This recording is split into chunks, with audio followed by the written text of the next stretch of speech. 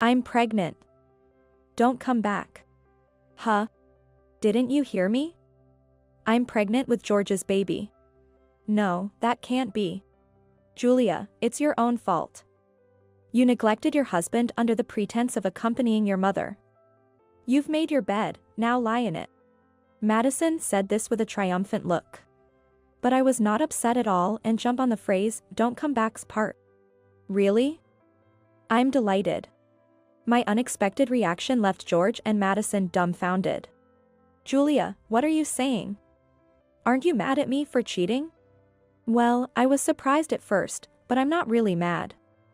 Besides, I already have a new place to call home. A new home. What are you talking about? Yes, I already have a place to go. So I can leave George, who I no longer trust, to Madison. I muttered this to myself. And little did these two know, a huge disaster was waiting for them later. I am Julia, a 43-year-old working in construction. I have a childhood friend named Madison. I've been playing with her since I was a child. However, by the time we entered junior high, we both became rebellious and ended up in a gang-like relationship. This relationship continued until we graduated from high school, but as adults, we ended up living completely opposite lives. When I was in my 20s, I was immersed in polishing myself. Such as getting a qualification while working in order to make up for my dislike of studying since I was a child. My efforts paid off, and my career was on track by my 30s. On the other hand, Madison spent all through her 20s and 30s hanging out, believing it was a waste not to enjoy life while she could. As we passed our 40s, both unmarried. Madison didn't seem to be in a hurry. In contrast, I, who was raised by a single mother after losing my father at a young age. I started to think about getting married to make my mother happy. There were many men at my workplace, but those close to my age were all married. I casually asked my boss if he knew anyone good. Then, my boss introduced me to a single man close to my age. His name is George. George was 2 years older than me and ran a construction company. He seemed serious and respectable at first glance. George runs the company he inherited from his parents, and like me, he is dedicated to his work. Despite his busy life, he hadn't shown much interest in marriage until now. We hit it off due to our many commonalities and continued dating. A year after we met, we promised to marry each other. I shared the news with Madison. Really? That's great, Julia. Congratulations. Thank you. I'm sorry I'm getting married before you. Don't worry about it. Just be happy. Madison was happy for me. Thank you so much. You must come to the wedding. Yeah, I'm looking forward to it.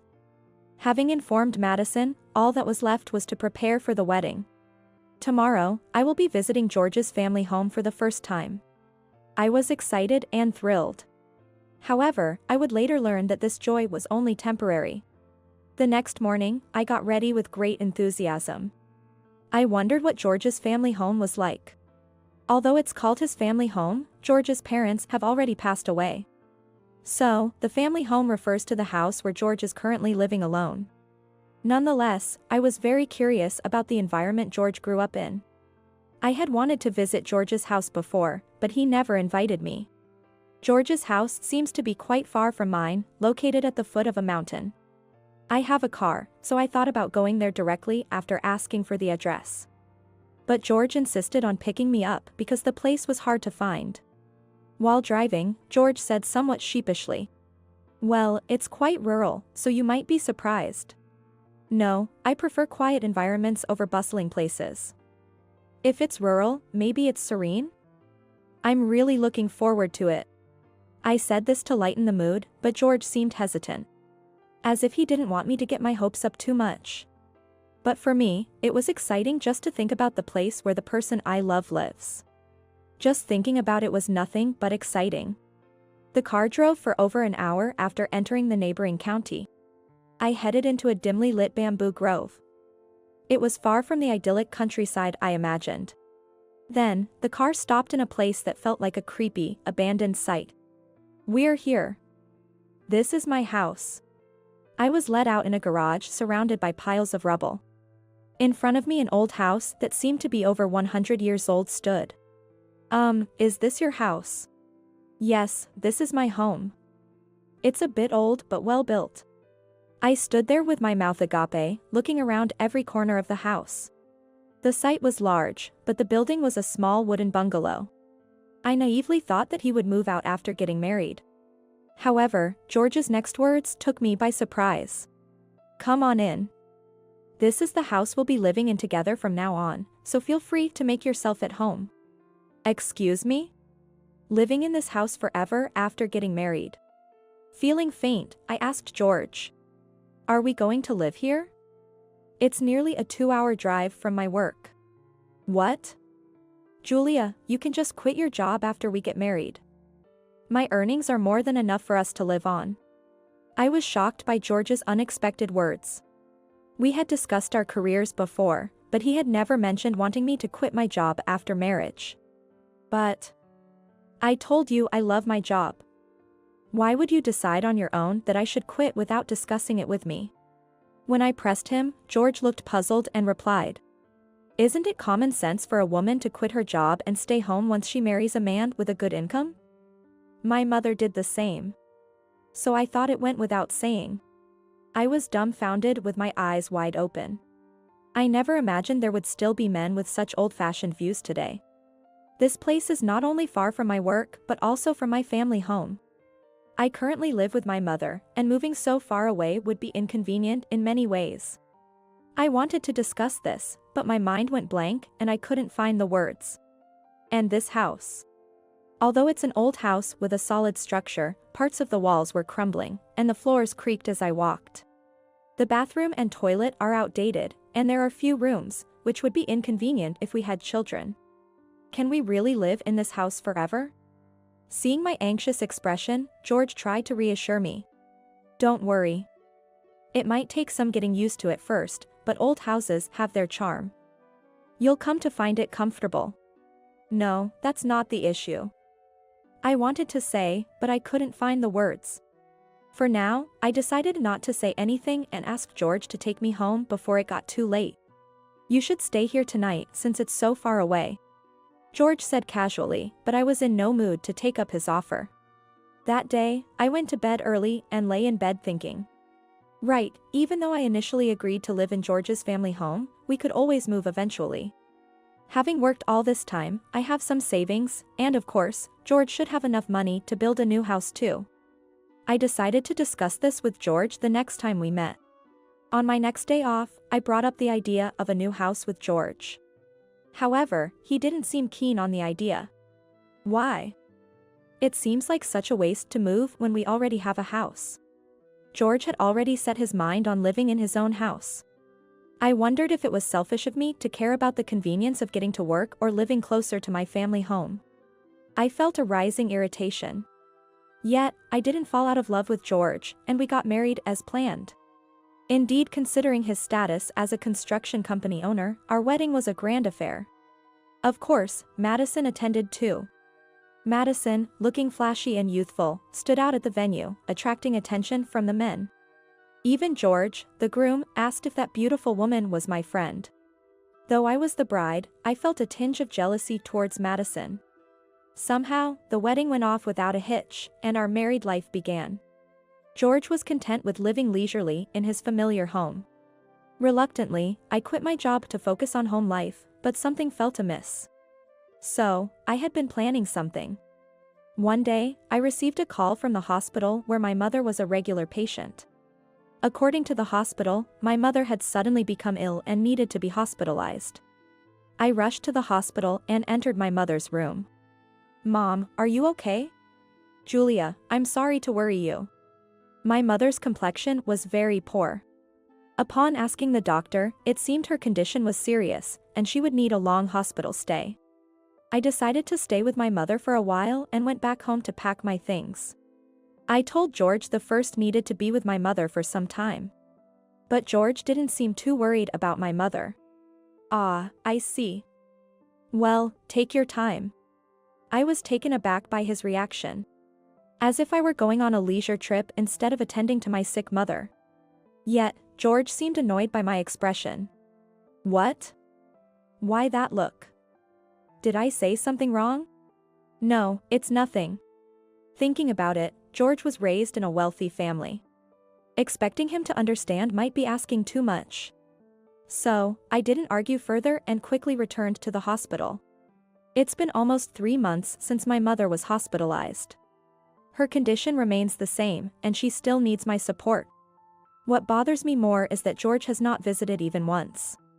Is he still holding a grudge because I frowned at his words? If that's the case, it's incredibly petty. My mother, lying in her bed, looked at me with concern. Julia, is George okay? Don't worry about me, maybe you should go back home to him. It's okay, Mom.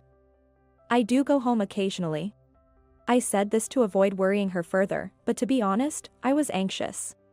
For about the first month, I indeed went back home to check on things. However, George was in a bad mood and wouldn't even speak to me. After finishing chores like cleaning and laundry, I would just head back to the hospital. Eventually, I started to feel as if George was managing the household chores on his own, and perhaps I wasn't needed at home. At night, when my mother was asleep, I would lie awake, thinking about various things. Is it really okay to continue like this? Months passed by. During this time of contemplation, I received a phone call. When I looked at my phone, it was a call from Madison. Hello? Julia, it's been a while. I was just wondering how you've been, so I decided to call. Madison, it really has been a long time. How have you been? Hearing Madison's voice after such a long time made my heart leap with joy. However, I felt a slight hesitation in her response to my question. Yeah, I'm doing fine. Oh. I see. Somehow, the atmosphere felt tense, and I wasn't sure what to say next. Then, Madison started the conversation. Hey, when are you coming back home next? Excuse me? I hadn't told Madison that I was currently away from home, taking care of my mother. So, I was puzzled as to why she would ask such a question. But since she had reached out after so long, I tried to remain calm and asked her. What's up, Madison? Did you call because you needed something? No, nothing in particular. I just wanted to hear your voice. While she was talking, I heard a man's voice in the background saying, Hey, Madison, which sounded oddly familiar. Upon hearing that voice, Madison exclaimed, Oh, and hurriedly ended the call. That voice, could it be? A shiver ran down my spine. It had been over 3 months since I stopped returning home. A bad feeling started to creep over me, so I decided to go home the next day. The following day, after the morning rounds at the hospital, I rushed home. Since it was Sunday, George should be at home. When I arrived by car, I noticed a bright red sports car parked in the space where my car should be. This car, it looked familiar. Upon unlocking the front door and entering, I saw a pair of stylish high heels in the entrance. It seemed my premonition was correct. George, are you here? As I called out from the entrance, George appeared with wide eyes. Julia, why are you back all of a sudden? At least give me a heads up before returning. Why? These shoes and the car in the garage. Aren't they Madison's? Yeah. Madison just happened to stop by. George tried to smooth over the situation, but he was clearly flustered. Then, Madison emerged from the back, wearing a casual dress. Don't come out, George said to Madison, but she appeared nonchalant. Why not? There's no need to sneak around. We have to talk about it eventually, right? Madison seemed defiant. Without any sign of remorse, she stood boldly in front of me. Madison, usually so stylish, was wearing a simple dress that covered her ankles. Almost like a maternity dress. As I was thinking this, Madison revealed a surprising fact. I'm pregnant. Don't come back here. What? Didn't you hear me? George and I are having a baby. That can't be, really? Madison, standing defiantly, dropped this bombshell while George beside her sighed deeply, looking down. Perhaps George had hoped for a more calm and collected conversation. It's your fault, Julia. You neglected your husband under the guise of accompanying your mother. You brought this upon yourself. Madison said triumphantly. But I wasn't upset. Seeing that I wasn't panicking, Madison said, pouting. What's with that attitude? I heard you didn't like this house. That's fine by me. I don't mind the old house or the spacious grounds. And there are no nosy neighbors. Plus, George is kind and wealthy, so it's perfect. George, perhaps feeling validated by Madison's words, suddenly changed his demeanor from awkward to confident. When I saw Madison at the wedding, it fell in love at first sight. So, I thought I'd ask you, who dislikes this house? To leave so Madison and I could live here. Exactly. George looked up my contact information from the guest list and called me. He said you weren't coming back, so he wanted me to come over. I was hesitant at first, but he seemed to need me so much. I couldn't say no, Madison bragged. Oh, I see. I responded indifferently. Humph. You're just putting on a brave face. You must be seething inside. I'll say it again, I'm carrying George's child. So, don't come back here. Madison said. To that, I responded with a smile. Is that so? Gladly. My unexpected reaction left George and Madison dumbfounded. Julia, what are you saying? Aren't you angry about my affair? Well, I was surprised at first, but not really angry. Besides, I already have a new place to live. A new home. What do you mean? George looked puzzled, so I explained. Actually, I've been looking for a new house since we got married. I thought we could live here initially. But it's not practical if we have children. There are no schools around here. Madison seemed taken aback by my words. She hadn't considered the need for schools when thinking about their future child. Why didn't you discuss such an important matter with me? Because you said you didn't want to move out from here. So, I looked into real estate and researched online by myself. But now, it's no longer your concern. What do you mean? George was astonishingly clueless. Despite his affair and getting Madison pregnant, he seemed to think we could still move together. I continued calmly. Since you've chosen Madison and are expecting a child with her, you should just live here with her. You can afford to send your child to a distant private school and drive them every day. George seemed to accept my words with nods of agreement. Madison was surprised at my calm demeanor and asked, Julia, aren't you too accepting of this? How can you so easily accept George and my relationship? No, I've just lost my trust in George, who never once visited my seriously ill mother in the hospital. So, I've decided to live with my mother in the new house. We've arranged for home nursing care from the hospital. Aren't you really angry about the affair? You won't demand alimony later, will you? George was still only thinking about himself. A true product of a sheltered upbringing. Don't worry. I won't do anything underhanded, I said with a slight smile. I knew that without my intervention, these two would face their own significant challenges later on. Then George and I divorced. And I moved to the new house with my mother. The new house, made barrier-free, allows my mother to recuperate comfortably. It's close to the hospital, so help is readily available if needed, which gives me peace of mind. George was living his newlywed life with Madison in that house. Madison's belly was gradually growing, but there was no hospital nearby. So, George had to drive her over an hour for each medical checkup. Despite this, one might expect them to have a happy married life, but then, after a while, I received a call from George. Hey, why do we have to leave our house? I thought to myself that the day had finally come. Did your uncle come by? Yeah, he did. Did you know about this and keep it a secret? The uncle he referred to was his father's brother. Oh, but George, you should have known that the house is owned by your uncle. Ah. It seemed George had forgotten about this and had been living in the house all this time. I remembered being told when I visited George's relatives before our marriage.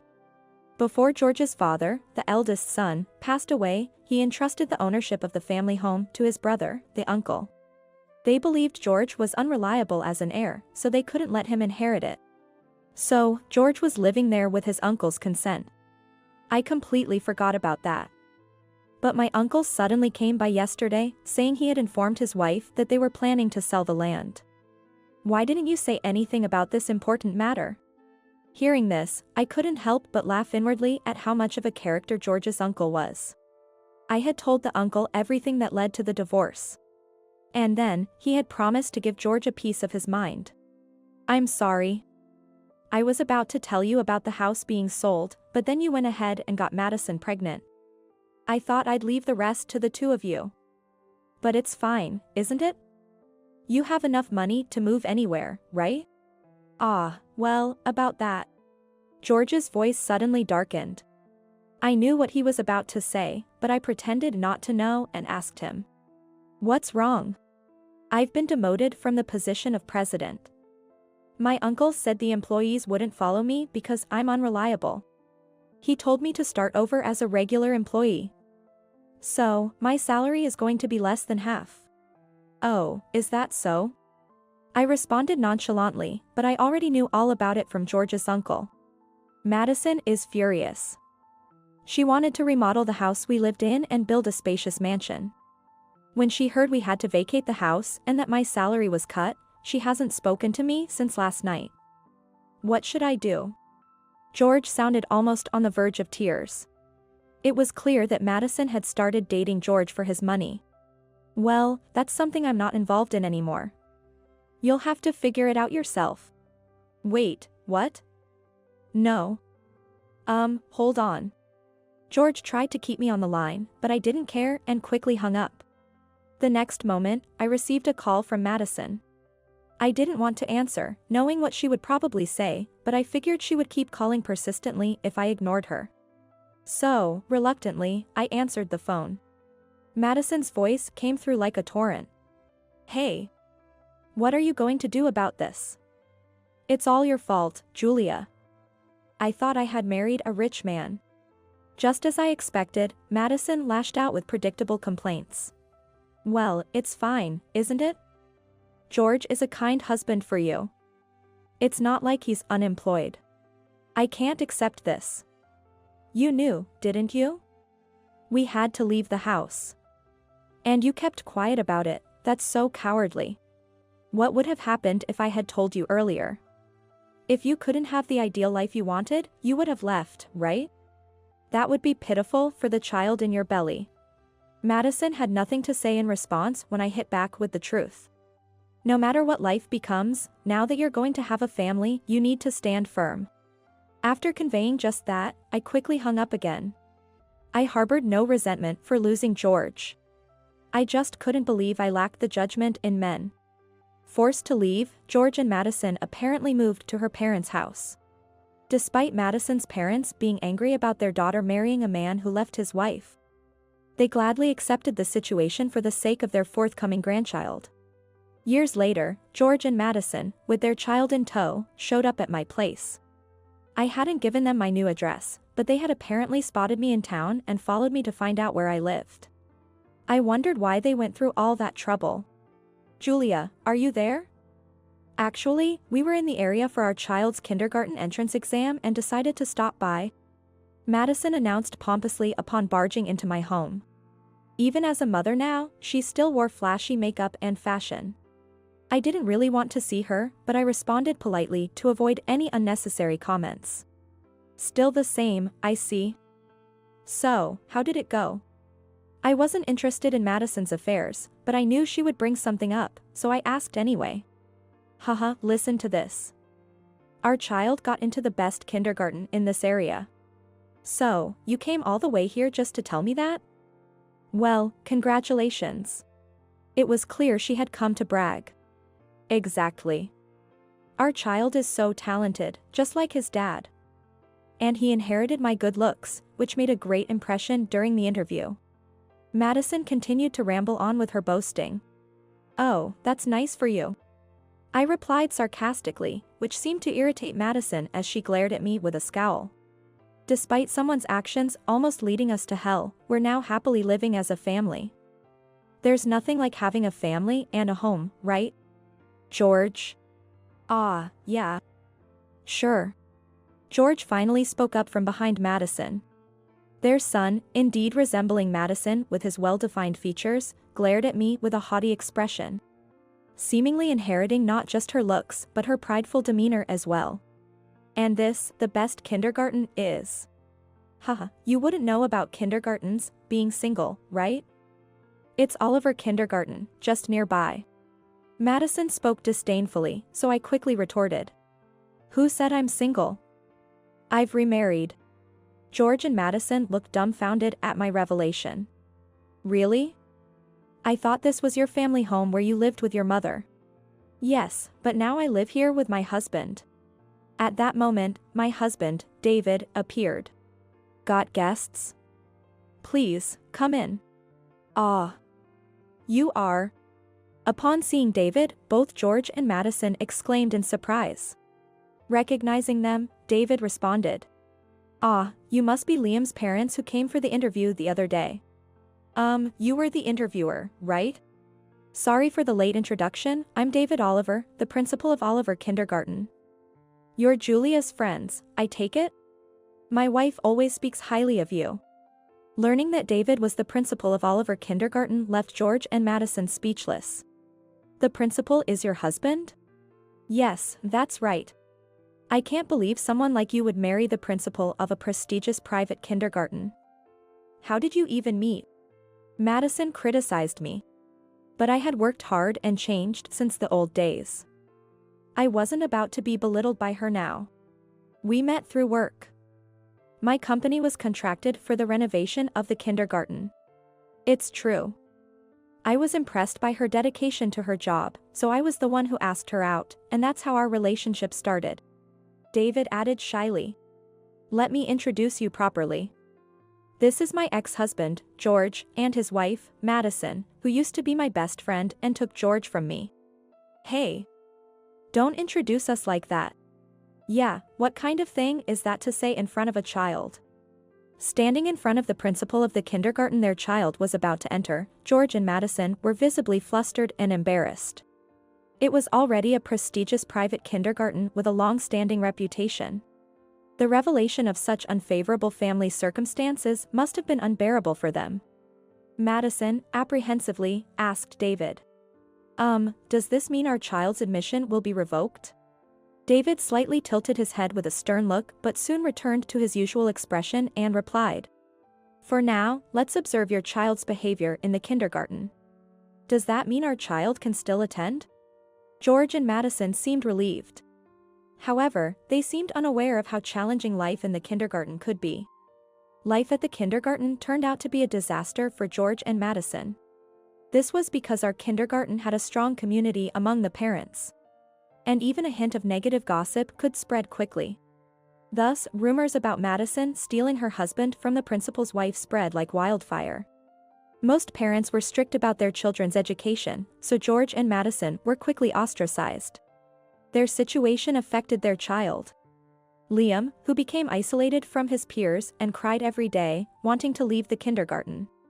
Eventually, they had to withdraw from the kindergarten, and the family disappeared from our lives. Later, David heard from another kindergarten principal one news. George's family had transferred Liam to a public kindergarten. However, the same rumors spread there too, making their local standing increasingly uncomfortable. Eventually, George and Madison left Liam. Lately, it seems that Madison's parents are the ones attending kindergarten drop-offs, pickups, and events. Madison's parents, who were well liked in the neighborhood, attended kindergarten events and ensured Liam could attend without issues. Even Madison's parents, who had been indulgent, seemed to have given up on her, deciding to raise Liam as his guardians. I was concerned for Liam, but hearing this from David, I felt relieved. Sometime later, Madison's parents came to apologize. We're sorry for coming so late. We wanted to bring Madison, but she absolutely refused. Is Madison back at home? I was surprised to hear Madison was at home, having heard that the couple was missing. According to her parents, George and Madison, unable to endure poverty, divorced, and only Madison returned home. Yet, Liam doesn't see her as a mother, and she's ignored at home. Time passed, and I gave birth to a daughter, my first child. Having delivered in a local hospital, I made many mom friends. Though I lost a childhood friend, I now look forward to spending time with mom friends in similar situations. David took paternity leave and has been an excellent hands-on dad. This might be the happiest time of my life. No, I intend to continue enjoying parenting with good family and friends around. I want to pour all my love into raising my daughter just like my mother did for me. Even if there are times when I head in the wrong direction, like my daughter. I'll trust in my family, the people around me, and above all, myself. Vowing to live a strong life as a mother.